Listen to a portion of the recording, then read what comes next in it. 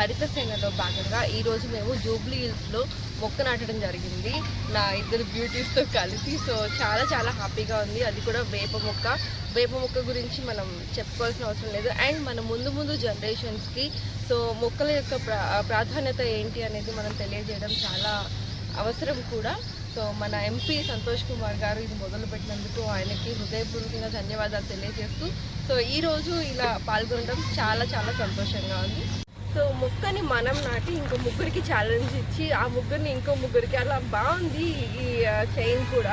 So నేను నా friends మోనాకి challenge ఇస్తున్నాను, అండ్ అలాగే లాస్యాకి ఛాలెంజ్ ఇస్తున్నాను, అండ్ అలాగే ధనుష్కి ఛాలెంజ్ ఇస్తున్నాను. సో వీళ్ళు ముగ్గురు కూడా తొందరలో వీడియో రిలీజ్ చేయాలని కోరుకుంటున్నాను. ఇక్కడ చూస్తే నేను ఇక్కడ ఈ జూబ్లీ హిల్స్లో మొక్క నాటాను.